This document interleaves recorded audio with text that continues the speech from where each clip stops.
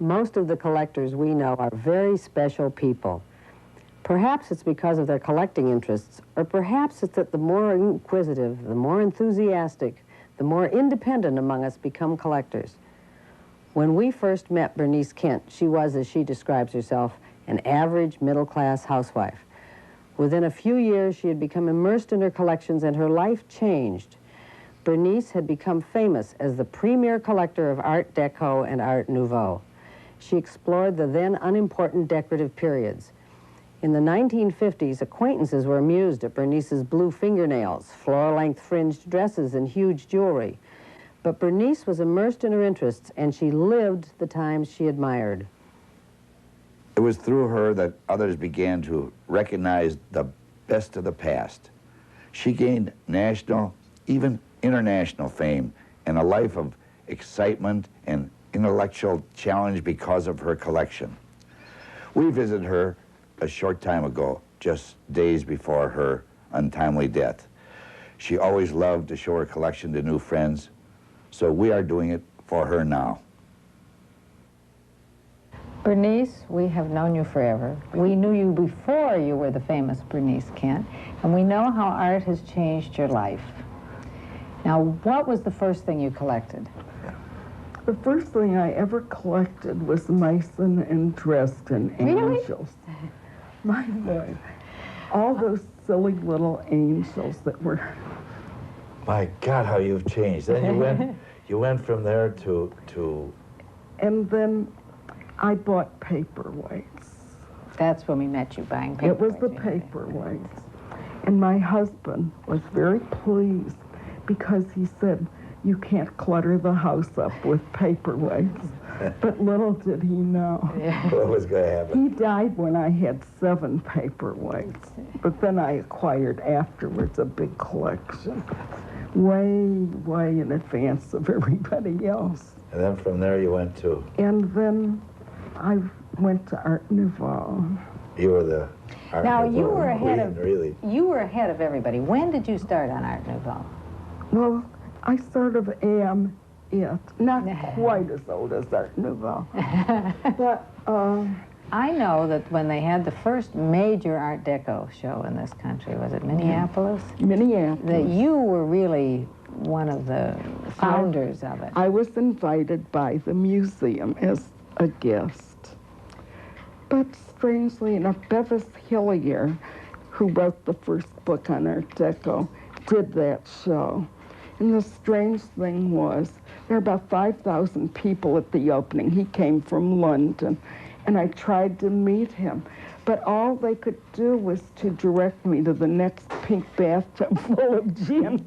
I never did get to meet the important people from the show, but anyway. How was the gin? I was there. I think I got a little dizzy from one bathtub to another. Who among the well-known art world have you met through the years?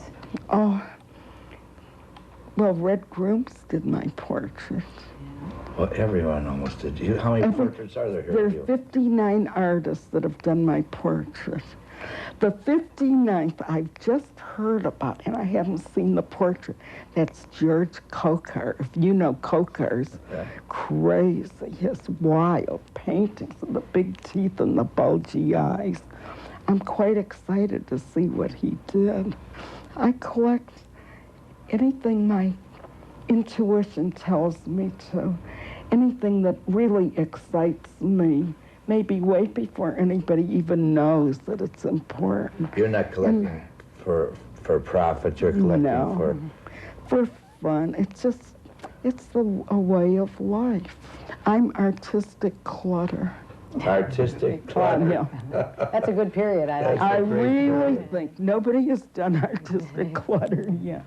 I've done everything from Art Deco, Art Nouveau, to kitsch. The kitsch I would have loved to have done, but somehow we sort of stopped. We didn't go on with it.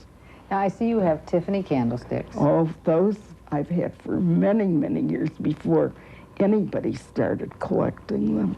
I love everything. I live with everything. And the nicest thing is that I really share everything. Yes, You know, we there do. have been all these art exhibits running through. I'm sort of bored with that now.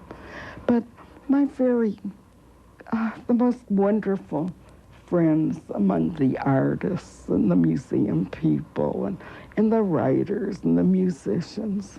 They're all your friends. They're all my They're friends. like the art you have here. That's The people are in the art. one reason that you hope never to get maybe older, but not all old, because you live with all of the beautiful young people.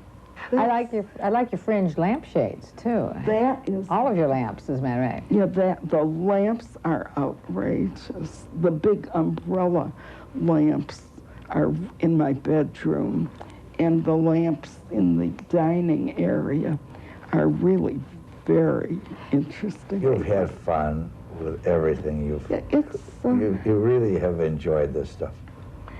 it's just having an undisciplined eye and being as unself-conscious as a child and letting yourself go and just do whatever pleases you. Well, thank you, Bernice. I I'm know. sure everyone's going to have a new vision Oh, of yeah. how you can live with art. No, you just don't be afraid to be yourself, and you do anything that pleases you. You're the one that has to live with it.